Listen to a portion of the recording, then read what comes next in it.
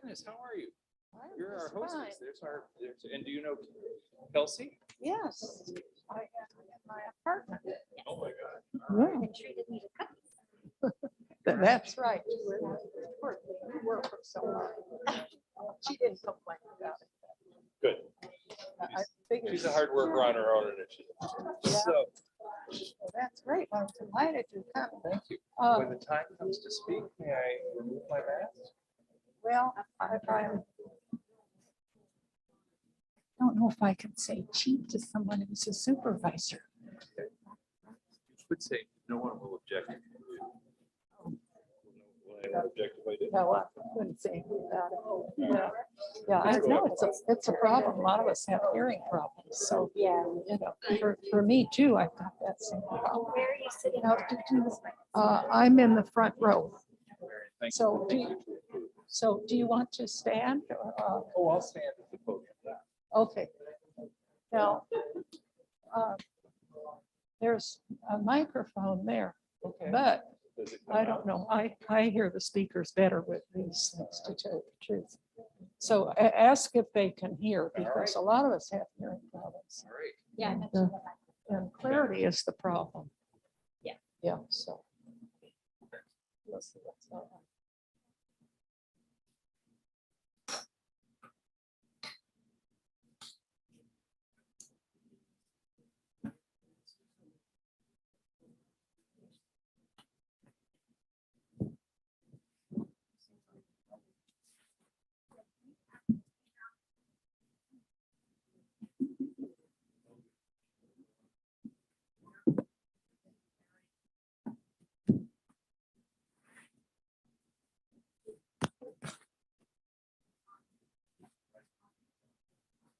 That's something I don't. No, I want to. We'll go to it.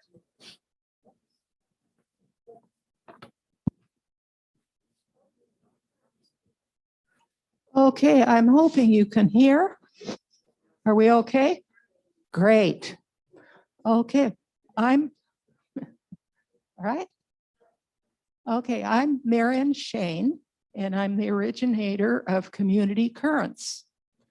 We have had many speakers over the years, including a Superior Court judge, a mayor, a gardener, a representative from Trader Joe's, and many more. We will continue to have an assortment of topics thanks to Elaine. Now, I can't say her last name. Konerchus? Maybe somebody will help me. Yeah, I think you know what I mean. Okay. Huh? Okay. Put it on. Take it off. Okay. All right. Promise you won't tell on me? Okay. Okay. I'm going to call her Elaine K. She recommended a very special person. So on Tuesday, October 25th, we will have Fan Rushing take us on an artistic tour of Spain. She is an art historian and has given fascinating presentations for years. Tuesday, February 28th, we will have an honest to goodness newly acquired police dog with the trainer. And I'm looking forward to that. I think it's going to be fun. Okay. Today, we are fortunate to, first of all, I want to introduce Kelsey. Now, our county supervisors cover many cities and need to have aides to help them do a good job. Kelsey Martinez Combelic is our supervisor's aide to Los Gatos. And please stand, Kelsey, so they can see you.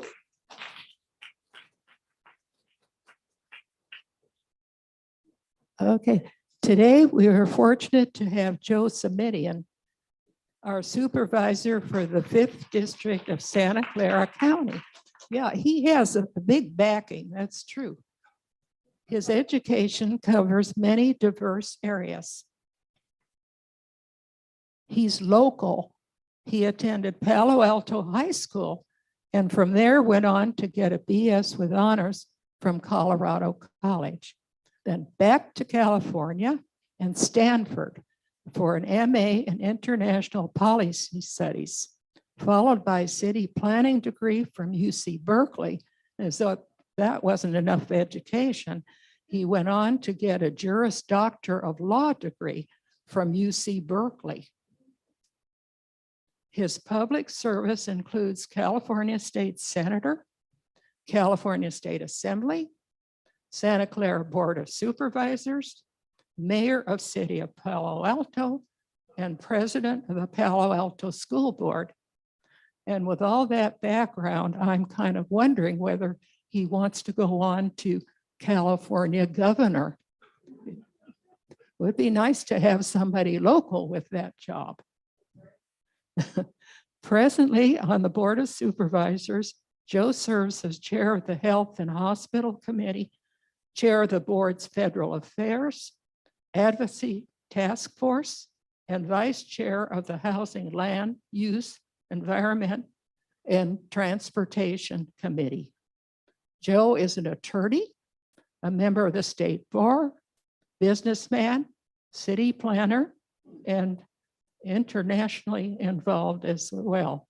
But we are going to go off on a different tack, and we'll stay more local than that. Okay, we will have questions following his presentation. And Jim will be going around with the microphone, and Jim is right over there. Okay, we're all ready to go. Thank you.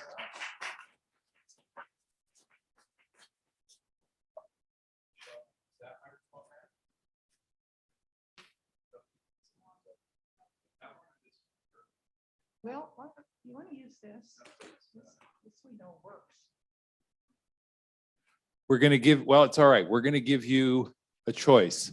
We're going to say, can you hear better with this microphone? Or can you hear better with this microphone? We have a clear winner. Okay, thank you very much. Hi, I'm County Supervisor Joe Simidian, and I do a job that is little understood in a place that almost no one understands, doing work that is rarely, if ever, noted or commented upon. Why don't we start there? And as you heard, thank you, Mary, for a very gracious introduction. I listened to that and I thought, well, it sounds like somebody who can't hold a job and somebody who spent too much time sitting in a classroom. But other than that, it was a great introduction. So thank you. That all of it was accurate. I have served in government at 5 different levels, as you heard. School board president, local mayor in Palo Alto, county supervisor, state assembly member, state senator. I am back on the board of supervisors now and have been back now for 10 years. And I am wondering a little bit how I can compete with the gardener and the police dog who's coming later. This is a tough crowd to fit in the middle of. But here's what I will tell you. Truly, county government, where I am now, is the least understood level of government. And I'm going to give you a demonstration of that in just a minute. But what I have discovered is that it helps if we make things tangible. Governor Brown, who I used to work with when I was in state senate, had a word, sort of a word. He said, we have to tangibilitize these issues. And I was like, But it does help to make it a little bit more tangible, which we'll do today. But let me just give you an example. I am one of 5 county supervisors representing what's known as the 5th Supervisorial District. Los Gatos is in the 5th Supervisorial District just recently, which I'll tell you about in a minute as well. Does anybody have any idea what the annual budget for Santa Clara County is? Now, there are 40 bright, well-educated folks in the room. And so, first of all, I can see heads shaking left and right. Okay. Who would like to venture a guess? 5 million. All right, I want somebody to note that. Marianne, 5 million. Who's got another guess? 50 million. A little more ambitious for us. Thank you. Who else? 5 billions. Okay, a lot of money. So we got 5 million, 50 million, 5 billion. Anybody else? All right, well, you may be surprised when I tell you that the annual budget of the county is $11.5 billion. Now, some of you are like impressed. Some of you are like, oh my God, I don't even know who this guy is. And he's spending $11.5 billion. I could see the look of terror on your face. And so here's what I want to tell you. The county, as I said, does a host of things, serves a host of roles that are very little understood. People are not mindful of the work of county government. And that's one of the reasons I was so pleased you asked me to come and spend some time with you today so I could share a little bit about that. When I was a local school board member back in the day, everybody thought they knew what their school board did and would tell you how you should do it differently and better. And so when I went shopping, I live in Palo Alto, as you heard, go shopping at Middlefield Road where there's a Safeway. And I would go in the evening because I thought I would be able to move quickly. And I'd start in the produce section and somebody would want to come over and talk to me about the math program for the fourth graders. And then I would get over to the frozen food section and somebody would want to talk to me about the athletic program at the high school. And then I would get over to the deli section and now it's almost 11 o'clock and somebody would want to talk to me about whether or not we were going to get counselors back. Some of you are nodding like you know how this works.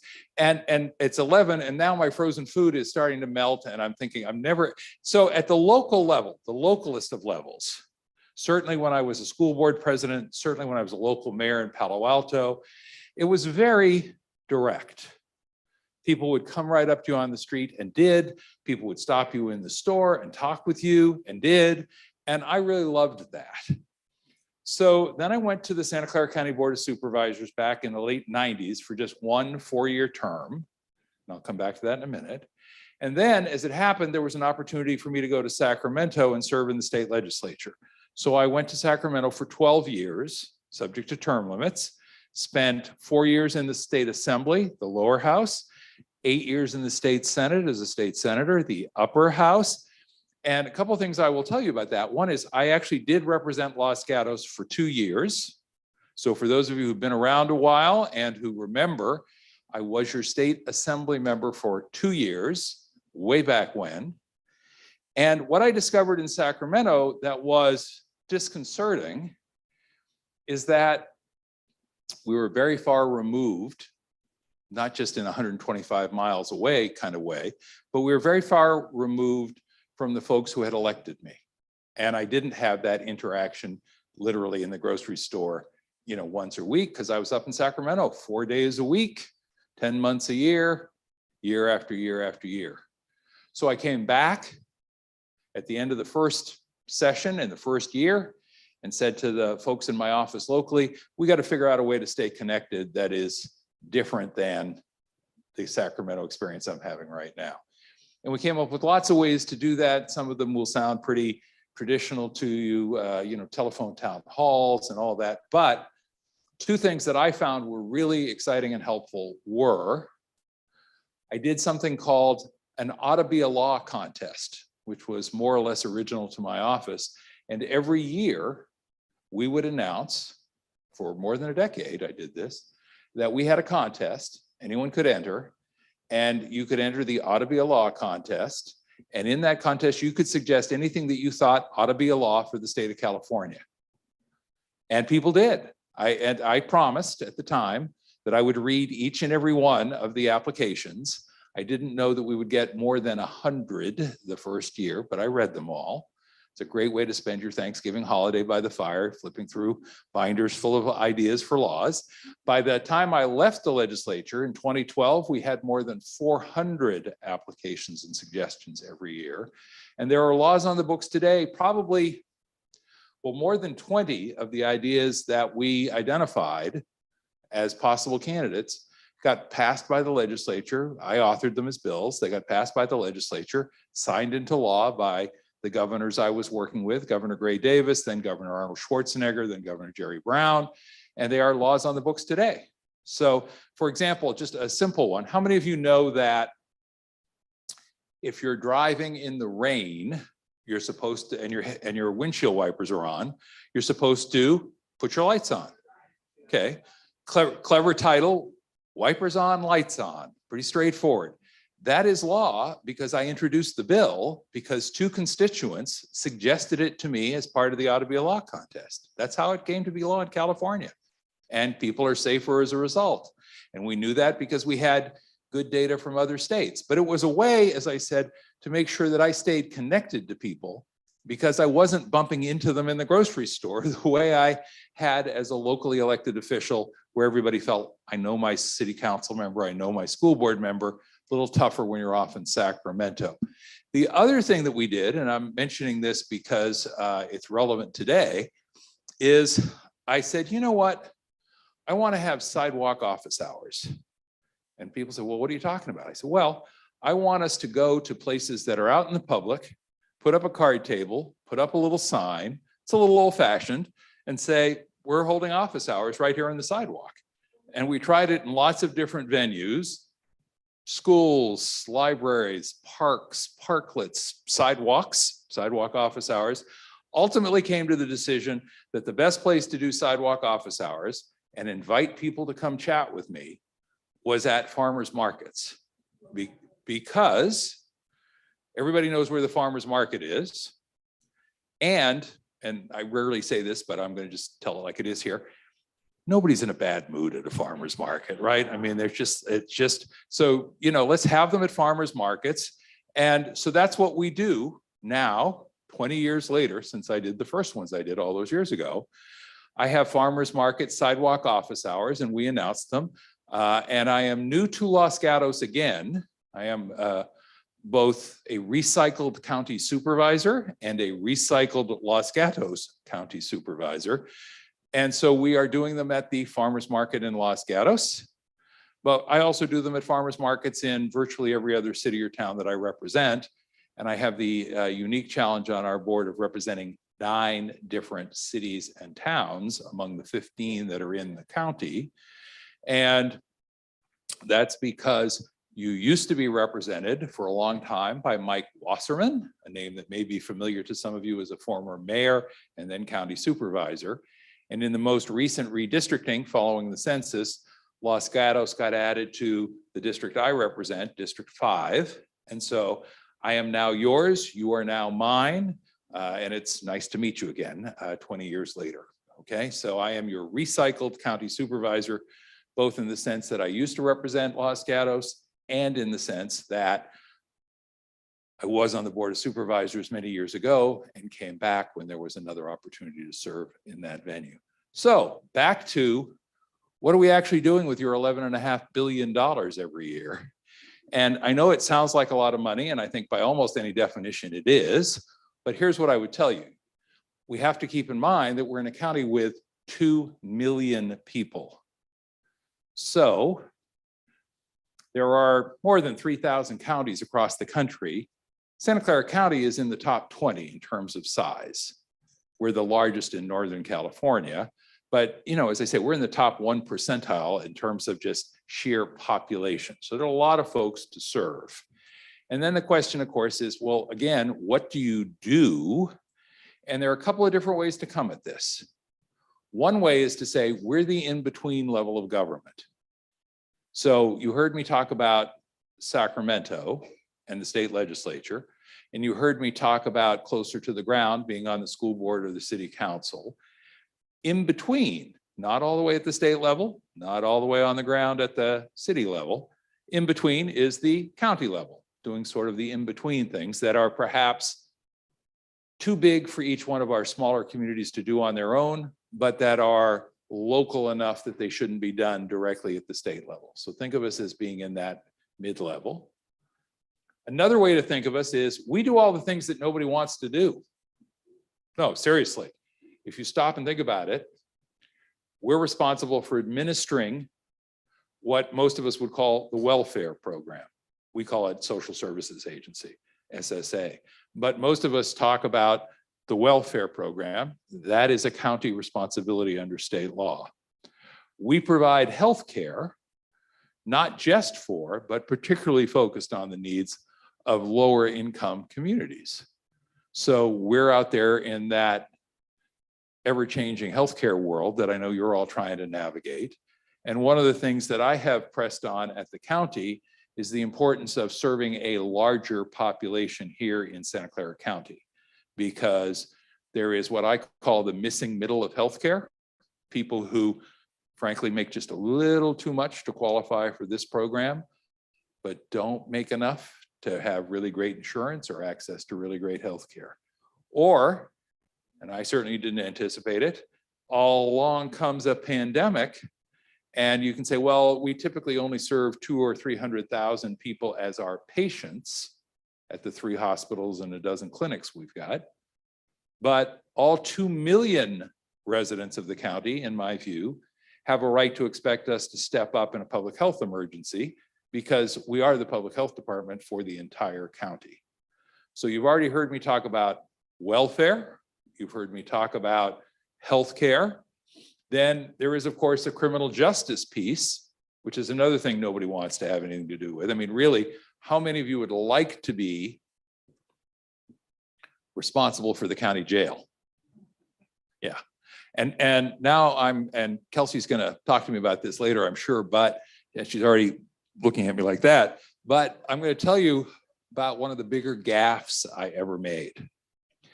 Years ago, when I represented Los Gatos, I also represented Montecito. And so I went to a kind of a welcome party for me in Montecito. And the people in Montecito were very gracious. And they said, now, we're just 3,500 people. That's probably hard for you to imagine. You probably can't even conceive of a little town that's just 3,500 people. And without really thinking, I said, oh no, I can, 3,500 people, that's about the population of the county jail on a good day.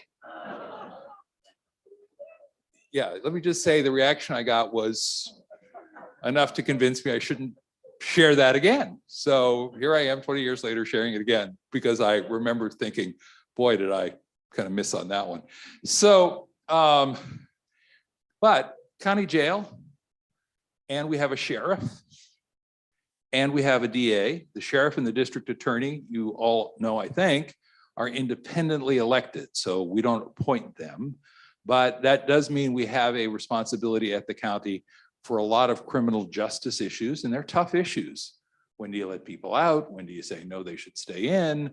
That's not even a decision the county supervisors get to make, really, but it affects us, because then we have to say, well, if we have to have a jail facility for them, how many people is that going to be? Is it going to be 2,000 plus or 4,000 plus?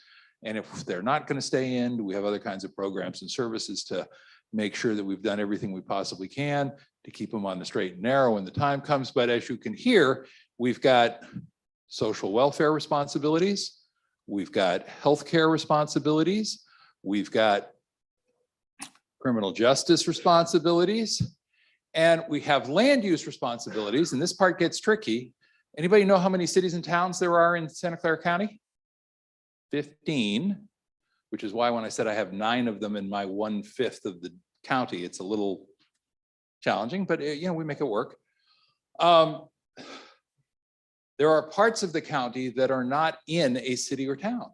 So I'm guessing most of you who have been down in the South County around Gilroy and Morgan Hill at some point, and you remember all those wide open spaces. Most of that is not in a city or town. So we call that unincorporated, because it's not in an incorporated community. In my district, we have a couple of very challenging, in our district, I should say, excuse me. In our district, we have a couple of very challenging land use issues in the unincorporated county. Anybody know about a place called Lehigh Cement Plant and Quarry? Didn't sound like a great oh yes, but I heard an oh yes, yes. And it's in the unincorporated county, which means that the challenge of regulating its land use belongs to the Board of Supervisors. And as the only district supervisor who represents that area, that appropriately lands on my shoulders a fair amount. Anybody ever heard of a place called Stanford University? I think there was a USC person somewhere out there. I could. Stanford is even more complicated in some ways than dealing with the quarry, and I don't want to equate the quarry with the university or I'll be in trouble again, but Stanford is 8,000 acres. 4,000 of those acres are in the unincorporated county. So if you are at Stanford and you're looking up at the church or Hoover Tower and you think, where am I? Many of you probably thought you were in Palo Alto. You were not. You were in the unincorporated county, and those 4,000 acres are the responsibility of the Board of Supervisors.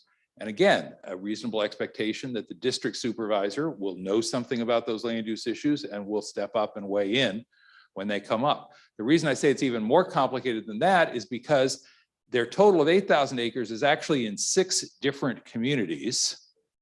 So when some of you say, why can't you people in government be better thought, more thoughtful, better organized? Well, back in the day, piece of Stanford, half of it is in the unincorporated county. The pieces that generate revenue, the Research Park and Stanford Shopping Center, are in the city of Palo Alto, because Palo Alto, my hometown, thought there's some sales tax revenue over there. We should get that into Palo Alto. But then across the invisible line is unincorporated San Mateo County and the cities of Menlo Park, Woodside, and Portola Valley, all of which have some portion of the 8,000 acres. So tomorrow, literally at 10 a.m., we're having a meeting of all 6 of those communities to talk about some Stanford land use issues, because one of the things I concluded was it makes more sense for all of us to be in the room at the same time having the conversation, rather than 6 different governments off doing their own thing, hoping that somehow the pieces fit together. So, welfare, healthcare, land use. Anybody go to the library besides the nice one you have here? You do. Now, maybe you go to the Los Gatos Library, but maybe you go to the county library system that serves in Saratoga, somebody just said, which is a great library, right? Also in my district. And I sit on the library board. And just to make it even that much more confusing, it's a separate governmental entity governed by a joint powers agency board, and you don't want to know about that. Just think of it as your county library system. But my point again is, it's out there. And I'm going to just close, and I want to take your questions in a minute, by saying it really is hard to keep I think there probably are 75 to 100 different functions of the county, distinct and separate departments and agencies. It's hard to keep them all straight because some of them tie together: welfare, healthcare, criminal justice. Some of them are a little bit random. Did I mention 2 county airports? So think about your day this way, or the day of a friend or family member. You get up in the morning, you climb in the car, and it's time to go to work. So you get in the car and you realize, oops, got to get some gas. You pull in the gas station. You spend what these days is a small fortune to fill the tank. And you want to make sure you got your money's worth. How do you know you got your money's worth? Well, because there's a little green seal on the gas tank from the county Department of Weights and Measures that most of us have never heard of or thought about, to make sure that when you pay for a gallon, you get a gallon. Who knew? Then you get back in the car, and fortunately it takes you a little less time to get where you're going because you can hop on something called the expressway, which is a county expressway, different than a state highway, different than a city street, not something that most counties do, by the way, but it's the, again, in-between level of transportation, right? You're on a county expressway. And then, unfortunately, car accident right up ahead, and it's going to delay you. You're not in it, thank goodness, but there is a car accident. All right, the paramedics need to come. Who's in charge of the ambulance system for the county? Oh, that would be the county of Santa Clara again, responsible. It's a contracted service, so the contractor, but the county's responsible party. The contractor comes, and unfortunately somebody's pretty seriously injured. They need to go to the hospital. So where are they going to go? Well, they might go to Valley Medical Center or St. Louis, depending on what part of the county we're in, or O'Connor. All 3 of those are county hospitals. Maybe somebody else says, no, I just a little shaken up. I just need to go to a clinic. So they're going to go to one of the dozen clinics that the county runs. And fortunately, you're not in the accident, so you can keep driving and you get a little farther along and you remember, oh yeah, I told the kids I was going to pick up some books at the library. So you swing by the Saratoga Library or wherever you are, because that's a county library system. And then you realize you've got a little work to do out in the Central Valley. How are you going to get there? Oh, you're going to go to one of our 2 local airports and climb on a small aircraft that goes from what's known as a general aviation airport. Could be down in San Martin or over at Reed Hillview, the source of some controversy these days. Then you get back and you maybe flew in and out of San Martin and you think, oh, you know, I've been promising the kids, I think I'll swing by the animal shelter and get them a puppy. Why not? Nice way to end the day. And then you drive all the way back up to your home here in the West Valley. And that's sort of my point, is all of those things involve the county. Depending on which city or town you're in, it's going to be a little different. So Mountain View and Palo Alto, both in my district, have their own libraries. But right next door, the folks in Los Altos are part of the county system. Los Gatos has its own police department. But Cupertino, just down the road, relies on the county sheriff. Los Gatos Fire Department, who do they use? County Fire. Now, you might reasonably say to me, supervisor, they're both public safety. Why do we have our own local police department, but rely on the county for fire? And I will tell you that it's a long, boring story, which you don't want to hear, which is my excuse for not really knowing the answer to that question. Okay. So I hope this has given you some brief insight into what your county government does. We typically meet twice a month in our regular meetings. We have 5 standing committees. Marion was kind enough to tell you I chair Health and Hospital. And a little secret here as well, I'm the vice chair of the Housing, Land Use, Environment, and Transportation Committee. But since there are only 2 board members on the committee, being the vice chair is not that big of an honor to be the vice chair of a 2-person committee. All 5 of us serve on 2 committees, and there are 2 board members on each of the committees. So we can deal with these issues in a little more depth, have a more robust discussion, make more opportunities for public input. As you heard, Kelsey is one member of my staff. I am blessed to have good people who really do care about public service in my office. I hope if we can ever be of help, you will either call us or go online. A big part of what we do, frankly, is help people navigate that very complicated and large county government, which has 22,000 employees and can sometimes be a little daunting. So please do not be hesitant. If I don't see you at sidewalk office hours, I hope that you'll find out your way to our webpage and or call, as I say, and email. Why don't I say thank you very much.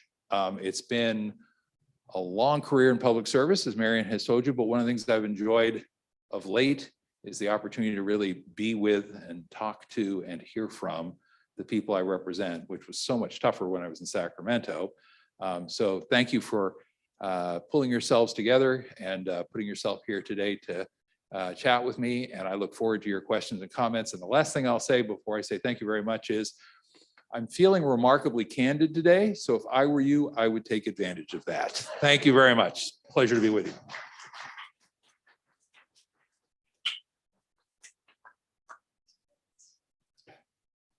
I said, are you sure there'll be questions? And Marion assured us that was not going to be a problem. So it's good to see. Supervisor, we met at a farmer's market in Los Altos. So I just wanted to say hello again. One observation, 11.5 billion, how much comes from the state? How much comes from federal? Because we couldn't pay all that budget ourselves. No, I can't give you the right percentages right now off the top, but what I will say, because your question goes right to this point, a lot of those funds are what are known as pass-through funds, or they're reimbursements. So rather than getting the money from the federal government and or the state government, it's money that the federal government might send our way, for example, for us to pass through county government to get to the beneficiaries of a federal welfare program like TANF, Temporary Assistance to Needy Families, or something like that. A lot of the dollars are state dollars that might be passed through to people who are qualifying for various state programs as well. So forgive me for not having the percentages. I don't want to make them up and be wrong, but I do want to underscore the sort of underlying notion of your question, which is a lot. It's not like somebody says, here's $11.5 billion. You get to decide how to spend it all. A lot of it is baked in at the beginning of every fiscal year. And the other comment, and it'll be my last, is a shout out to the County Veteran Service Office, which does really great work. And for your information, here at the terraces and the resident population, we have more or less 40 veterans and another 40 surviving spouses. So just wanted you to know the retirement community is a place that the Veteran Service Office can be held in high regard for. Thank you. I see Kelsey typing in some notes here into her page, and I'm guessing that means you know Cole Cameron from the Veterans Program. Yeah. All right. Yes. I have 2 words. Involves the county or not, but water and drought. The two, those are tough words, but I was thinking 2 words that could be risky. So thank you. Thank you. They do involve the county to a limited degree only, I would say, because there is a Santa Clara Valley Water District, which has rebranded or renamed itself Valley Water. And they really are the water people for our county. And this is one of the things I hear from folks about a lot. It's awfully complicated, as I said earlier, to navigate all these different levels of government. So one of the things that people do is come to our office and say, I know you're not the right agency or you're not the right guy, but could we get some direction? And I get that a lot personally at sidewalk office hours, because somebody will come up and say, well, I have a schools question for you. And I'll say, no, I haven't been on the school board. And they say, no, I know that, but I know you know that stuff. So whether it's school or city or county or state, we get folks. But for water and drought issues, it's mostly Santa Clara Valley Water District, now calling itself Valley Water. They have 7 elected members. You will be asked to vote every 4 years for your local member. At the county, we think of these issues almost as much, if not more, than a policymaker, as a user who has an obligation to be responsible in the way we use water at the county. Because with 22,000 employees and commensurate number of buildings, water use is a serious issue for us, not just in terms of cost containment and responsible use of taxpayer funds, but also as a responsibility to not be a water waster in the context of the county. Valley Water, and if you ever have need of assistance, let us know. We're happy to get you connected to the right folks there. Thank you. Now, yes. Question. So first of all, thank you for a very informative presentation and for your many years of public service. So since you told us you're spending $11 billion of our money, I was going to ask you an easy question, but I think I'll ask you a harder one. So the average resident of a developed country spends about a quarter or a fifth of what we spend on prescription drugs in this country. So there've been a lot of noble talk by politicians with very little action. And frankly, what Biden just signed with big fanfare about Medicare being able to negotiate prices is really rather without meaning, because it's just 10 drugs. It doesn't come into effect for another 3-4 years or something. So perhaps the problem should be attacked at a more local level. So I'm wondering whether you have any insight as what could be done at the county level, or what could be done with county influence on Sacramento. Okay.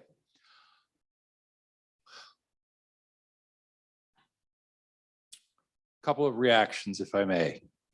The first is, I too was disappointed by the final result in Washington. Now, good news, bad news, in my judgment. Good news, I do think there will be some real impact on the cost of the most commonly prescribed, most expensive drugs for Medicare recipients, older Americans who are on Medicare. I know it only starts with 10, but it's supposed to grow over time. And I sense your impatience.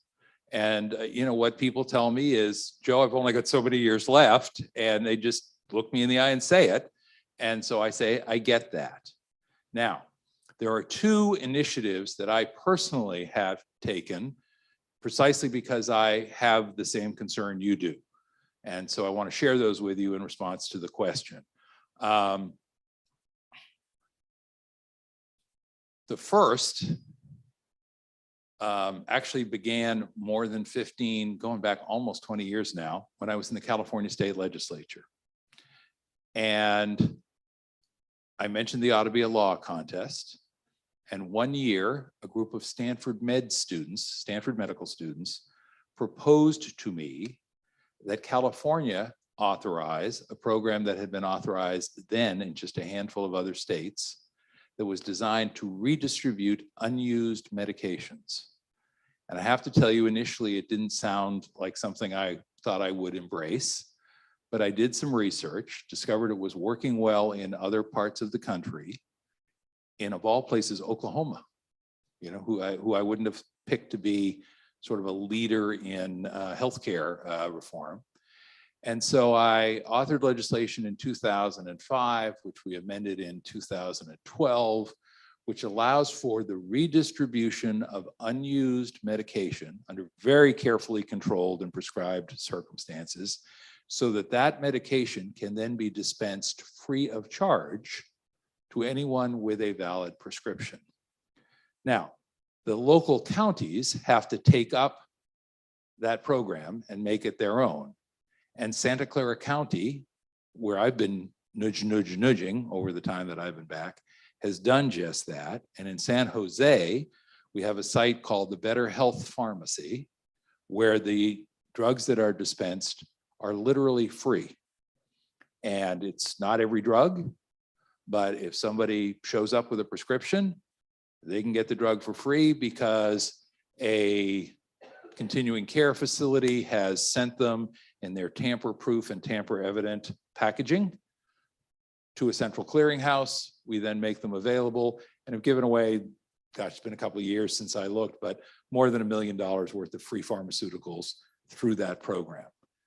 That being said, to your point, the piece of this problem that really has disturbed me most is drugs that are life essential, commonly necessary, and that cost a damned arm and a leg, excuse me. But really, you know, if you need insulin, if you need an EpiPen because you're going to suffer from anaphylactic shock, if you need insulin, EpiPens, or an inhaler, excuse me, I was blanking on the third one for a minute. These are life essential. And they've gone up not by the inflation rate, but by the hundreds of percent over the last several decades. And so I made a proposal at the county a couple of years ago for a program called Medicis. And if you or someone you know or someone in your family or someone who's a friend uses one of those three prescription drugs, an inhaler, an EpiPen, or insulin, then I would ask you to take a look at the county's website, take a look at my website. The program, again, is called Medicis because there are significant discounts available to try and make those costs more affordable.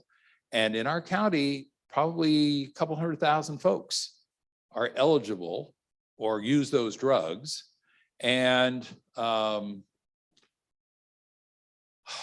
we're just sort of getting a little traction on the program. And so I've been pushing at the county to be more ambitious about advertising the fact that the program exists, because looking around this room, from the looks I saw on your faces, I'm guessing that, you know, more than one or two of you even knew the program existed. That would be a surprise to me. So the Medicis program is an effort on the county's part and my part in particular to say these three drugs, and there's nothing fancy. We can't, you know, we don't have the authority at the county to force a reduction in prices the way they do at the federal level. So what we've done is we've simply subsidized them. But I don't want folks, again, in that missing middle, the people who can't get a great insurance policy that really covers these drugs, or who make a little too much for a government program, to be left out. And that's what we're trying to do. But I want to be very clear. I think your critique is spot on. I think the federal government missed an opportunity. I understand that politics is the art of the possible, and they got done what they thought they could get done, but it was a deep disappointment to me.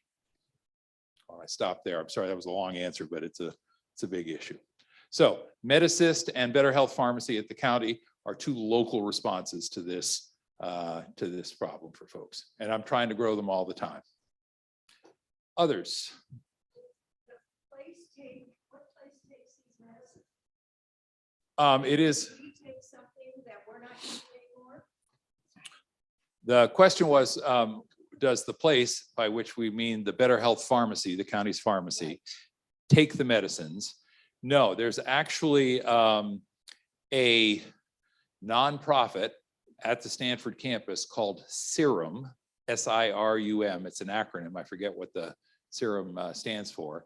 They coordinate the receipt and distribution of the drugs. They're sort of the wholesale middleman. They're a nonprofit, wonderful group of really very committed folks. And they can't take, under the law, they cannot take sort of like your drugs or your mother-in-law's drugs that you drop off. There's a very rigorous, and there should be, a very rigorous protocol to make sure that the drugs that are available to and through the program come from institutions that can track chain of custody all the way along. And the state is very, very demanding and very rigorous about making sure that that protocol is followed. So it limits the opportunity to use the program, but it guarantees that if you're using the program, you don't have a thing to worry about. We actually are trying, Kelsey, I haven't heard yet, we're trying this year, working with the state legislature to see if we could get a little more flexibility in the way the law is administered, now that we've demonstrated over the course of 15 years that the program has worked. And I will tell you, in 17 years, the thing that the state pharmaceutical board cares about the most, they just, I was offended, but so what? They just said in plain language, we don't care that there's waste. And it's not our job to worry about high cost. Our job at the pharmaceutical board is to make sure that not a single pill goes astray. They're worried about misuse and abuse of narcotics. Okay, fair enough. I thought that was a little limited myself. That's my own view. But here's the good news. 17 years later, there's no evidence that a single pill anywhere in the state has ever gone astray in the program. So it's time to give us a little bit more opportunity to expand the benefits of the program to more people in more places. Stay tuned. I should mention, by the way, because it was sort of implicit in a couple of the conversations, one of the things that I take satisfaction in is the opportunity to share information that I think the folks I represent would like to have. So a couple of years ago, I did a series called Understanding Islam. And we had, one year we had a series of 3 panels in Palo Alto. The next year we did it in Mountain View, and the next year we did it in Saratoga in the West Valley. And it was because we were getting a lot of questions, particularly after President Trump's election, about the Islamic community. And I thought, well, let's just get some folks from the Islamic community and I'll join them on stage and we'll have a conversation and they'll get a chance to talk about what Islam is and isn't. And people seemed very much to value that opportunity. Wasn't an official county thing. And it was just one county supervisor who thought, this is something I'm hearing from my constituents they would like to know more about. 2 years ago, we were in the midst of COVID, so getting hundreds of people together in an auditorium wasn't going to work. But I decided, given what was going on in our region and our state and our nation, that I wanted to do a panel called Understanding the Asian American and Pacific Islander Experience. And so we did 3 panels and we got great folks to participate. The upside of doing it virtually was that we could get people from all over the country, and did. And so Pavan, blanking on Pavan's last name, was from, say again? Pavan Dingra, for example, was one of our panelists, professor from Amherst in Massachusetts. He was the only one we used twice. He was just great. But we could also get the chair of the Asian American Studies program at UCLA, and she didn't have to leave. I mean, so some of the folks were local. Some of the, I mean, Michelle Liu, who used to work in my office and who today is the head of the Health Trust and had been the head of Asian Americans for Community Involvement, participate. And we had a local judge who has the unusual name of Johnny Gogo. But Judge Gogo is a Pacific Islander and has a real keen understanding of issues there. And so, you know, in a very diverse county, it seemed to me to make sense to try and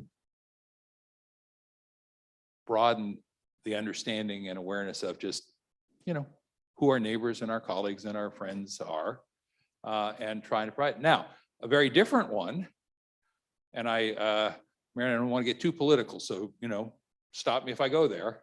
But in the aftermath of the 2016 election, when President Trump was elected, I thought, something just happened. And I'm not being flip here. I mean that in the sense that 46% of the American electorate voted for President Trump. Here in California, that was just 32%. In Santa Clara County, that was just 21%. In Palo Alto, where I live, it was 12%. So I quickly concluded people out there in the rest of the country see things differently than my constituents or folks here in California. What's that about? And I just thought, again, on this theme of understanding, candidly, I thought I would be a better elected official if I had a better understanding of that phenomenon. So I picked 3 counties in 3 states, one in North Carolina, one in Pennsylvania, and one in Michigan. And during the first 6 months of 2017, right after the election, I basically invited myself to town in those 3 counties. They were all places that had previously voted for Democratic candidates for President of the United States, including Barack Obama, but that had flipped and voted for Donald Trump. And so I had probably 100 conversations with folks and said, hey, you used to go that way. This time you went that way. Could you help me understand what that's about? And I will tell you, they were some of the most fascinating conversations I've ever had in my life. And for the fiscally concerned in the group, not paid for at taxpayer expense, okay? I did not ask the county to pick up the tab for flying me to Lumberton, North Carolina, or Johnstown, Pennsylvania, or Macomb County, Michigan. But I just thought, and then I actually went out, I hadn't planned to talk about it, quote unquote, but when people heard I had gone, it ended up becoming a talk that I gave probably 30 or 40 times, because people here were trying to understand, all right, what just happened at the national level? And I had these 3 slices of experience that I could share. So I do think those of us who serve in public office, who are elected officials, have an obligation first and foremost to listen, whether we agree or not. That's why I do the sidewalk office hours, so that any one of you can come up to me at sidewalk office hours, wait patiently for probably, I hope, no more than 2 or 3 minutes, and then tell me what you think, or ask me why I voted the way I did, or tell me if you agree or disagree. So listening starts. But I also think then there's an obligation to share information, because if we're really going to establish a sense of community and have a vibrant democracy, we kind of all need to do the best we can at being fully informed and understanding, doesn't mean agreeing, but understanding where other folks are coming from, what their life experience is about, where their values came from, why they hold those values. Now, I think we have all of 8 minutes left, and I just preempted a little of your question time. So let me just make sure that there are last questions. Yes, sir. Hang on a second. The microphone will come. It's on its way.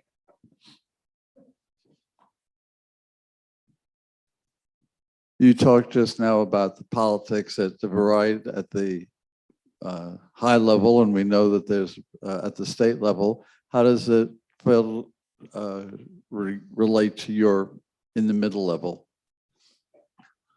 No,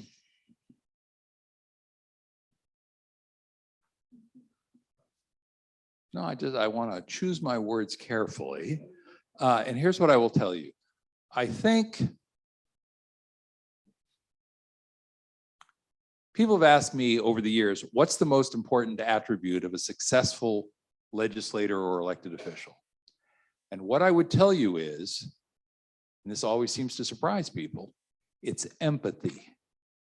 And I don't mean empathy in the sort of warm and fuzzy, we're all going to give each other a big group hug kind of empathy. I mean empathy in the sense of the dictionary definition of that word. And if you were to go look in the dictionary, basically what it would say is empathy is about the ability to get inside somebody else's head and heart and understand what makes them tick. That's what empathy is, which is different than sympathy, by the way. And when I was, for example, in the state legislature, in the state Senate, I was in a 40-member state Senate, 25 Democrats, of which I was one, because I'm a registered Democrat. I'm nonpartisan at the local level, which I kind of enjoy, frankly. But I am and was a Democrat in the state Senate, 25 of us, 15 Republicans. And I would just shake my head as people would trash talk each other on the floor of the California State Senate.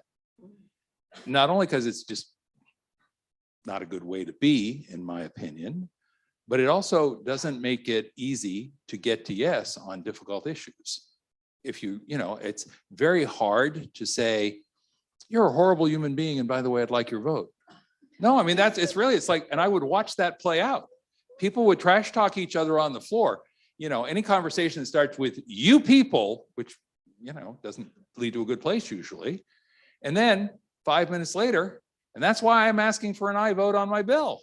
It's like, so I tried not to be that guy, and doesn't mean I didn't, have my values and my views and the views and values of my district, but I tried to communicate that in a way that wasn't going to put people off.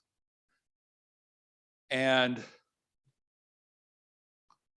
so, for example, how many of you know that it's against the law to hold a cell phone to your ear in California when you're driving your car? Okay, I'm the author of that legislation. I wrote that bill. I struggled for 5 years to get it passed. I finally got it passed the 6th year. It was stuck in committee, and I couldn't get the bill out of committee the 6th year. And finally, I went to one of my Republican colleagues and said, Bob, I need your help. Well, I'm not wild about the bill. I said, I know, but it deserves a wider discussion. And, I need help getting it to the floor. I'm asking you to extend me this courtesy as a colleague. And he said, I will do that, but with the understanding I'm not obliged to vote for it on the floor. And he didn't, by the way. But for that Republican vote from my colleague, who I had maintained a good relationship with, that would not be the law in California today. And by the way, the first year the law was on the books, we saved 700 lives, 20% drop in fatalities, and that's been 14 years ago.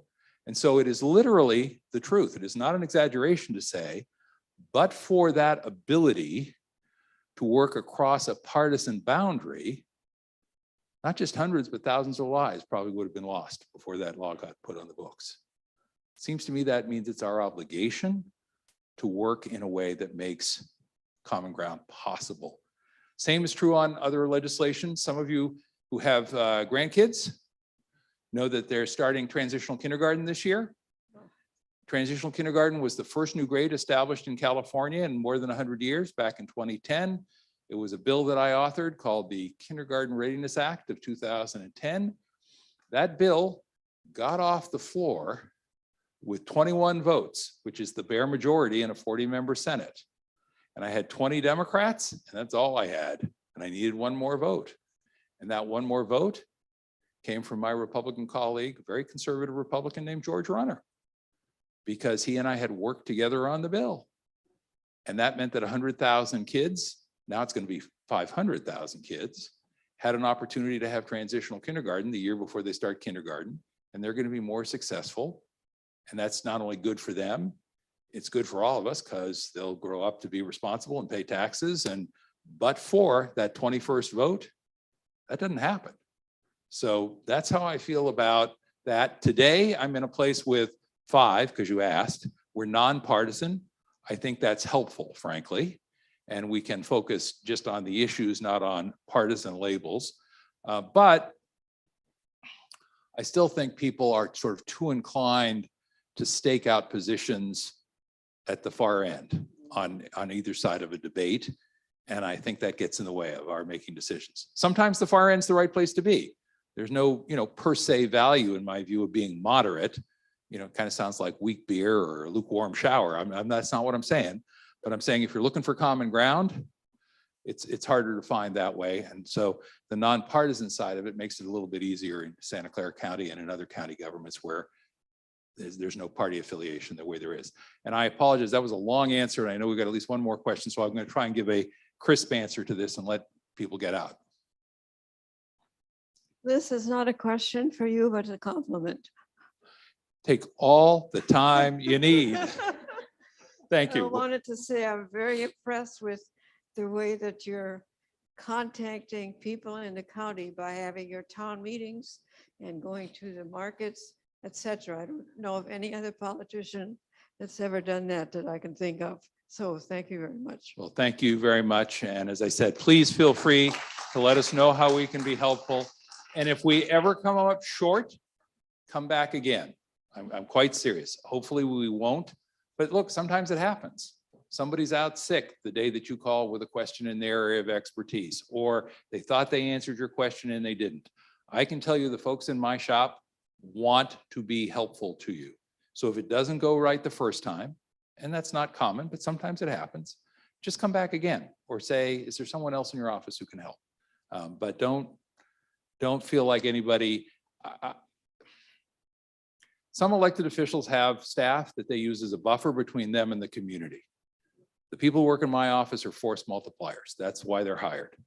They're supposed to make me better at the job. So please make sure that we get you the result you need. If I can ask one more question, what changes are you working on right now? Changes in anything in particular or just broadly? Well, and how things are running in order to help people. I'm going to give you a broad answer because it's a broad question. The question was, what changes am I working on right now?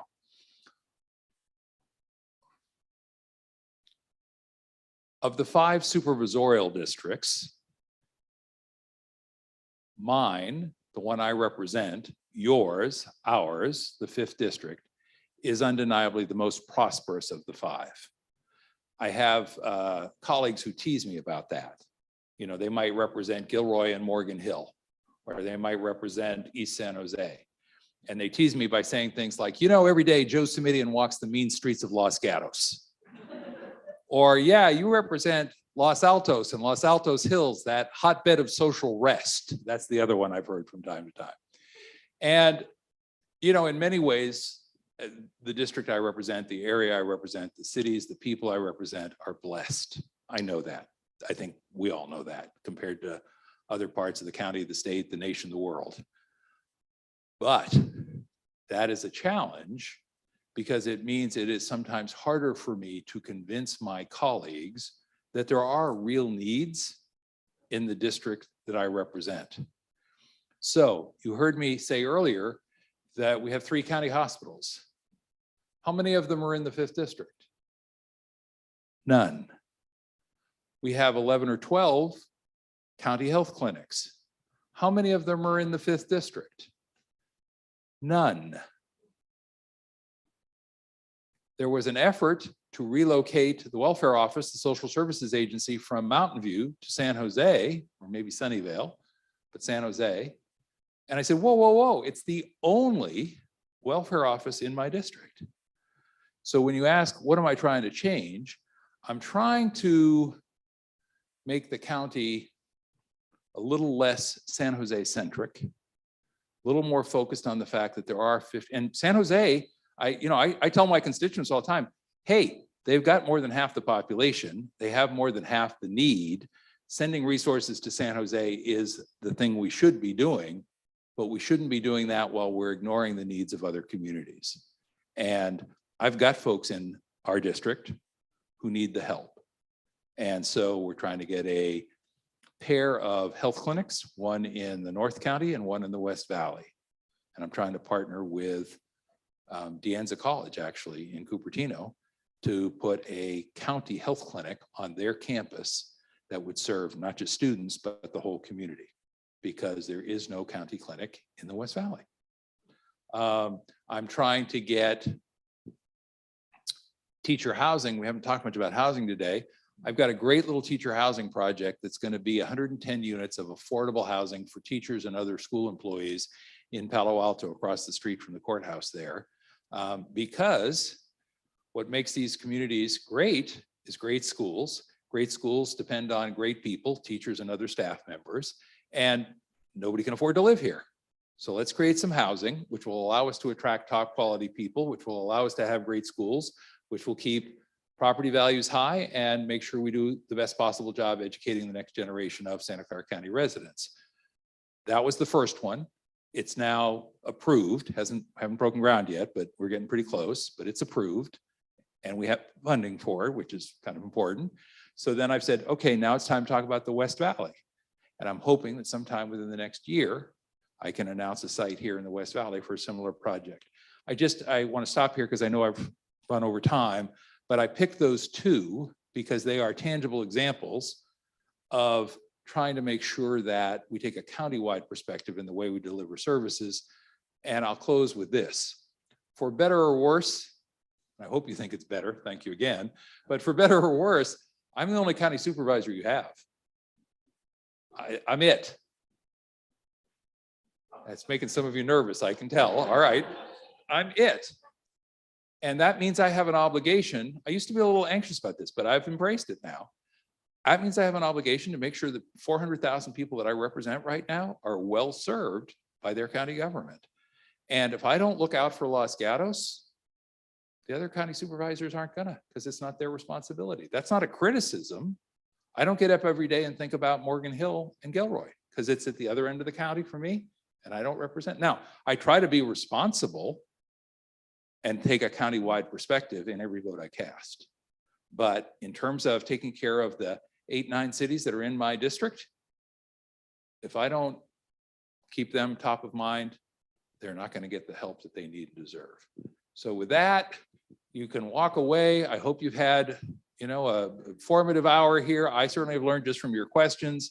And when somebody says, what did he say? He said, we're stuck with him. That's, I am yours, you are mine. Thank you very much. I hope that works out. Take care. Okay, thank you so Thank you. much for coming.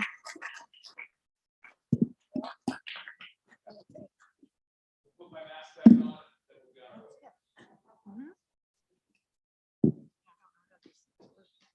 Keep telling me about some kind of button.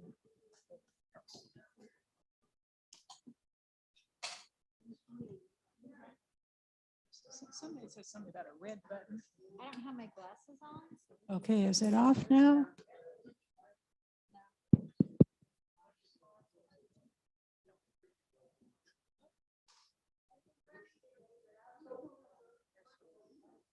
I don't have my glasses. This was just on the talk, not on the questions. Okay? Yeah, that's right. Okay, thank you, Sharon. Said something about the red button. Yes. Oh, excellent. Oh, good.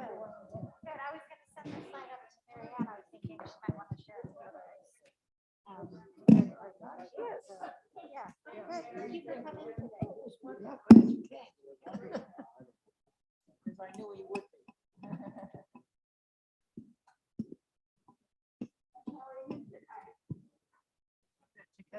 Mary Jim, Ann? thanks for helping with that.